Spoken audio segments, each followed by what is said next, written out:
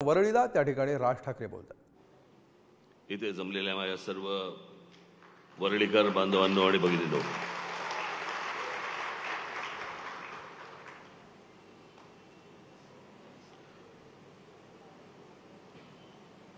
आज हा सगळा बीडीडी चाळींचा प्रकल्प, पोलीस लाईनचा प्रकल्प, कोळीवाड्याचा प्रकल्प, मला ही बीडीडी चाळ समोर दिसली की मला फक्त माझं बालपण आठवतं। वडिलांबरोबर येणं असायचं इथे माझं। आता कुठच्या इमारतीमध्ये राहायचे मला कल्पना नाही, परंतु आमचे एक डॉक्टर देशमुख म्हणत होते, होमिओपॅथीचं औषध देणारे, ते इथे या बीडीडी चाळीमध्ये राहायचे। त्यांच्याबरोबर म्हणजे त्यांच्याकडे वडिलांबरोबर येणं बऱ्याचदा असायचं, एक तर वडिलांबरोबर किंवा बाळासाहेबांबरोबर। त्याच्यामुळे हा तसा माझा परिचयाचा भाग आहे लहानपणापासूनचा। आज गेले अनेक महिने माझ्याकडे बीडीडी चाळीचे लोक येत आहेत, पोलीस कॉलनीचे लोक येत आहेत, आमचे पोलीस बांधव पोलीस भगिनी येत आहेत, कोळीवाड्याचे माझे बांधव भगिनी येत आहेत। आज काही जाहीर सभा नाहीये, त्याच्यामुळे काही लंब चौडं भाषण नाहीये। मला फक्त एवढाच प्रश्न पडतो की अरे तुम्ही मालक न रे या महाराष्ट्राचे, तुम्ही या मुंबईचे मालक न, तुम्ही कसले रडताय रे?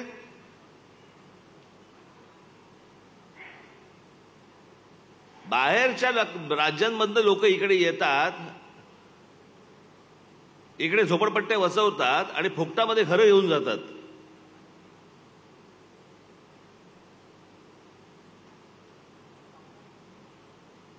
आणि याचं कारण तुम्ही योग्य वेळी योग्य ताकद दाखवत नाही।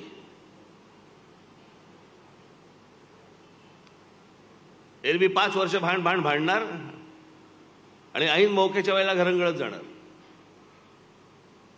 आणि समोरच्या नाही माहितीये देवीची पद्धत, हे जाऊन जातील कुठे?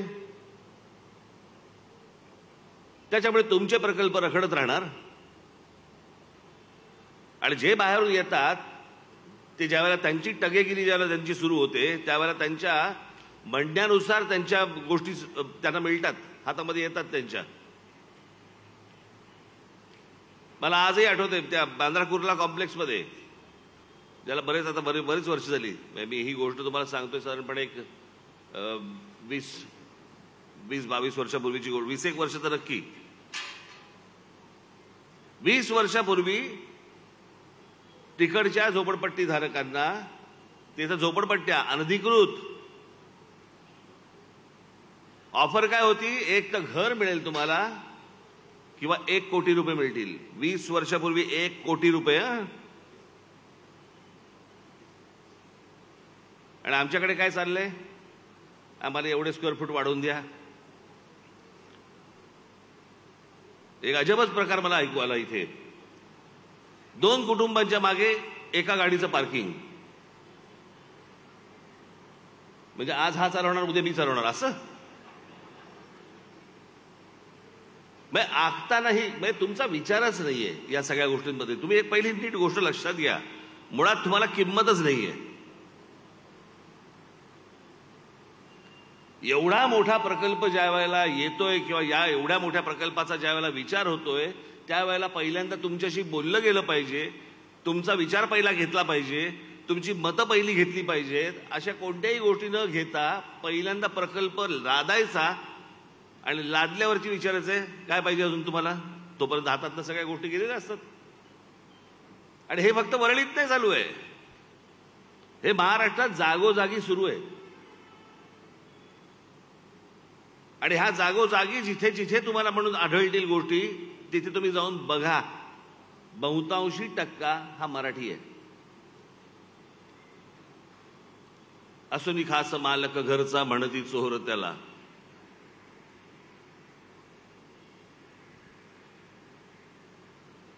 कारण हे जे तुमच्या बाबतीत जी लोक करतायत, जे आजपर्यंत तुम्हाला शासन म्हणून मिळाले,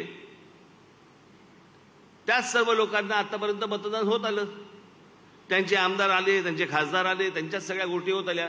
त्याच्यामुळे त्यांना असं वाटतं की तुम्ही कोण, तुम्ही जे आम्ही करू ते तुम्हाला मान्य होईल, आम्ही सांगू ते तुम्ही मान्य करा. याच पद्धतीचं धोरण जर समजा पुढे राबवायचं असेल असंच होणार, याच्या पलीकडे काही नाही होणार. असेच फक्त तुम्ही आरडाओरडा करत बसणार. आयत्या वेळेला काहीतरी तुमच्या समोर काहीतरी टाकले जाणार 4 तुकडे आणि तुम्ही समाधानाने गप्प बसणार. तुम्हाला जर समजा स्वाभिमानाने उभं राहायचं असेल, जगायचं असेल, तर पहिला तो स्वाभिमानी मणका जो आहे ना तो तंदुरुस्त करून घ्या. म्हणजे जे वाटेल ते येतात आणि वाटेल त्या गोष्टी लादतायत ना, अशा गोष्टी होणार नाहीत.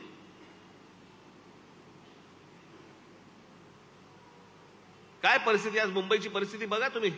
कुठपर्यंत मुंबई पसरली आहे, कशी पसरली आहे, काय पसरली आहे.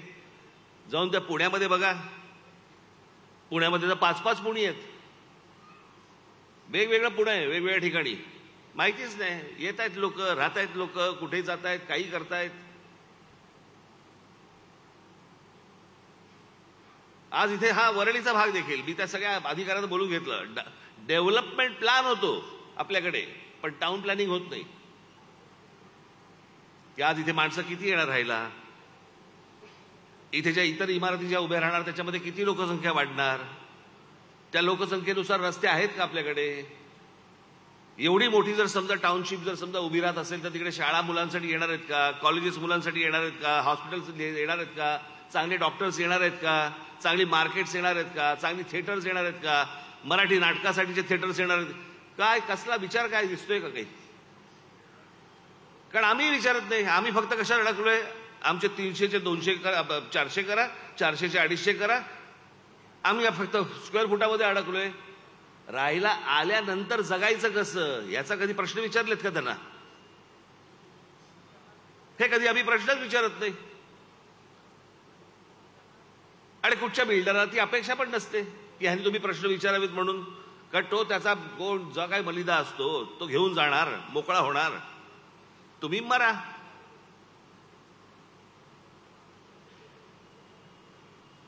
आम्हीच प्रश्न विचारत नाही आहोत.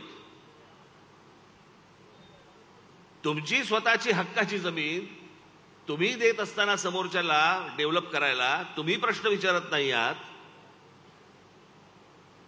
सुरुवातीला येऊन गोडगोड बोलून जातात, त्यातले काही अर्धे बाकीचे इतर ठिकाणी जातात, अर्धे या ठिकाणी जातात.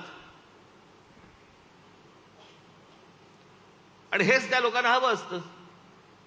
हे बिल्डर सारख्या नावाच्या ज्या काही अवलादी असतात ना, त्यांना हेच हवं असतं. जेवढी तुमच्यात फूट पडेल तेवढी त्यांना अपेक्षितच असते. आणि त्याच्यामध्ये मग काय राजकारणी तर आहेतच बसलेले सगळेजण.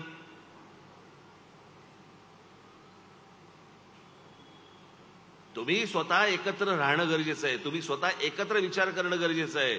आणि एकत्र विचार करून एकमुखाने त्यांच्या समोर बोलणं गरजेचं आहे.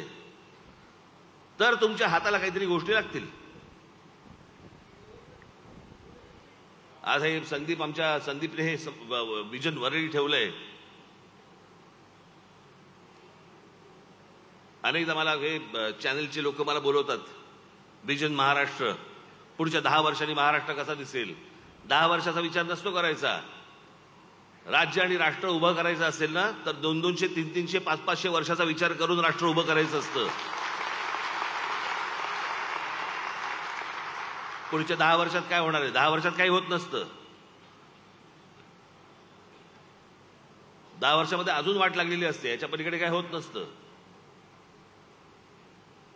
जर आपल्याला विचार करायचा असेल, आज मुंबईसारखं शहर अनेक लोकांनी साधारणपणे 30-40 वर्षापूर्वीची मुंबई पाहिली असेल, अनेक लोकांनी स्वतःच्या डोळ्यांनी पाहिली असेल, आज तिकडे आहेत.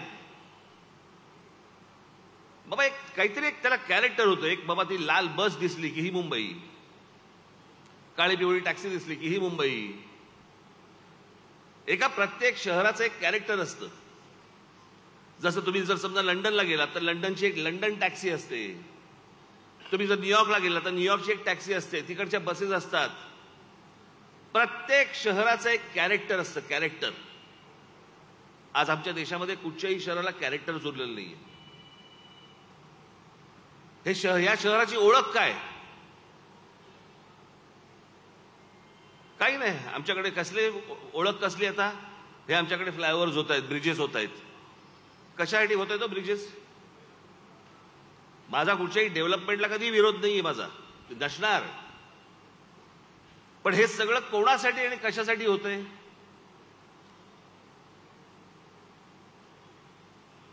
हे आता आग लावायला बसलेलेच आहे तिकडे, कारण मूळ विषय समजून घ्यायचाच नाही आमच्याकडे.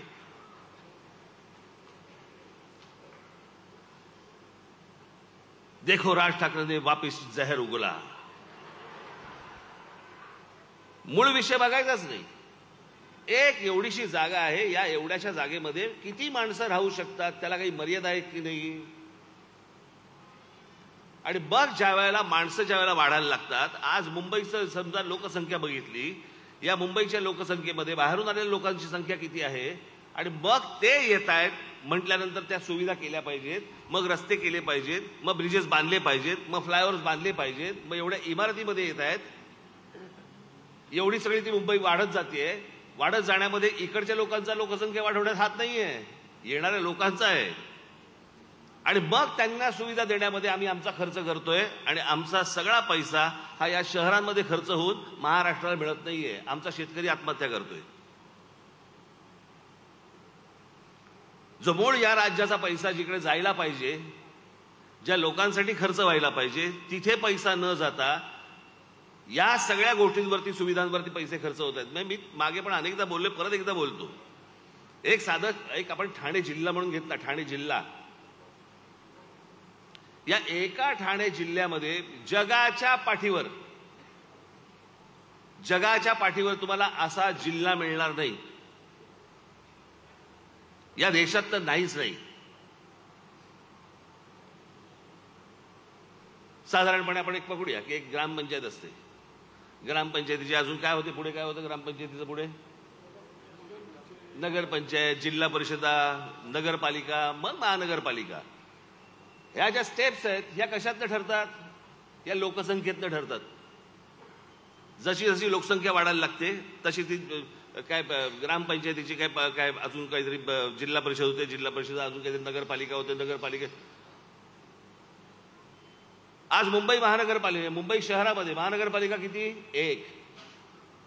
पुणे शहरामध्ये महानगरपालिका, जिल्ह्यात महानगरपालिका किती? 2.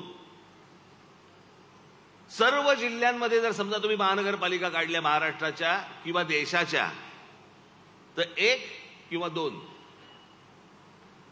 ठाणे हा एकमेव जिल्हा आहे जिल्ह्यात 8 महानगरपालिका आहेत.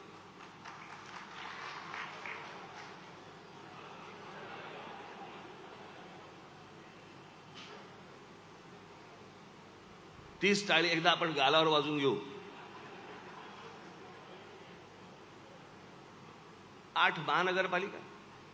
ठाणे जिल्ह्यातल्या लोकांनी लोकसंख्या वाढवली नाही.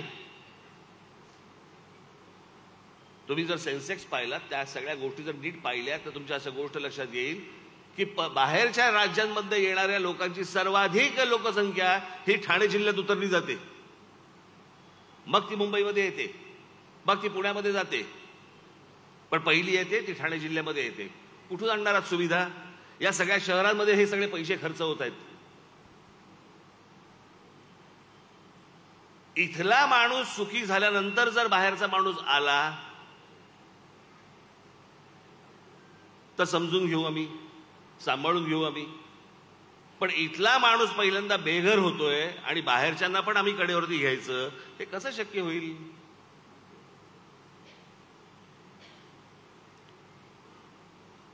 आणि मग त्याच्यामध्ये कशा आहेत, त्याच्यामध्ये मग ह्या सगळ्या निवडणुका आणि राजकारण आणि सगळं घुसल्यानंतर कोणाचं त्या गोष्टींकडे लक्षच नाही.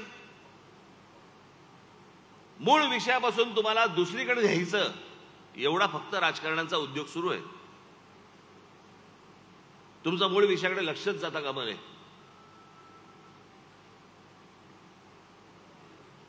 आता हे सत्ताधारी असतील नाही तर विरोधी पक्ष असतील. मी त्याची एक यादीच वाचून दाखवली होती. आता एक आपल्या बदलापूरला एक बलात्काराचं, लहान मुलीवरचं बलात्काराचं प्रकरण झालं. आपल्याच लोकांनी बाहेर काढलं, ते नाही तर बाहेरच नसतं आलं.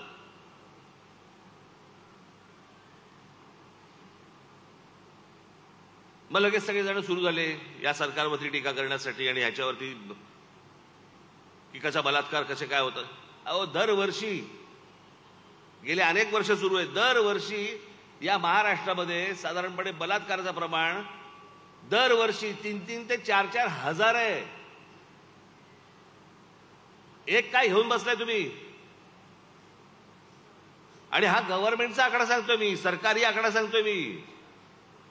त्या दिवशी नागपूरच्या पत्रकार परिषदेमध्ये मी वाचून दाखवले ते आकडे सगळे.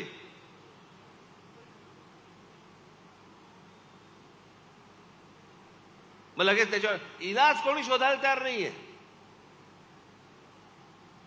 यांच्या सरकारमध्ये झालं की हे बोंब मारायला तयार, यांच्या सरकारमध्ये झालं की हे बोंब मारायला तयार. बलात्कार कसे थांबणार ते कसं कळणार आम्हाला?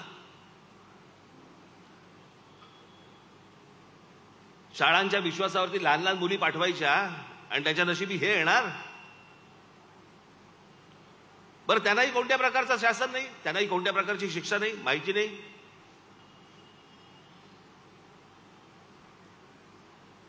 याचं कारण तुम्हाला फक्त भरकटवत राहायचं, भरकटवत. मागे तो एक विषय काढला होता, अरबी समुद्रामध्ये छत्रपती शिवाजी महाराजांचा पुतळा.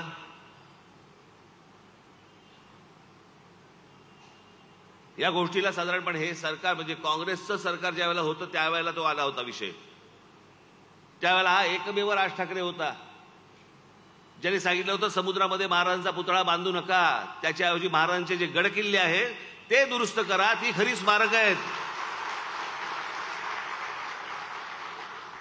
पुतळे खूप आहेत. आत्ताच सिंधुदुर्गमधल्या आपल्या पुतळ्याचं, महाराजांच्या पुतळ्याचं काय झालं? बरं, हे मी तेव्हापासून समजून सांगत होतो. हे हा तर जमिनीवरचा पुतळा, तोही आमच्या लोकांना नीट बांधता येत नाही. हे तर समुद्रात बांधायला निघाले होते. कोणाच्या डोक्यातनं काय येईल आपल्याकडे माहितीच नाही. छत्रपती शिवाजी महाराजांचा अश्वारूढ पुतळा हा स्टॅच्यू ऑफ लिबर्टीपेक्षा 2 इंच उंच असेल असा कोणाच्या तरी वळवळला. ज्याने स्वतः स्टॅच्यू ऑफ लिबर्टीही पाहिलेलं नाही, ज्याला शिल्पकलाही माहीत नाही, कसे पुतळे उभे करतात, काय असतं त्याचं काही गणित माहिती नाहीत, फक्त नुसतं ओरडायचं, बोंबलायचं आणि हे बोंबलून जेवढी हातात पदरात मतं पाडता येतील तेवढी पाडायची.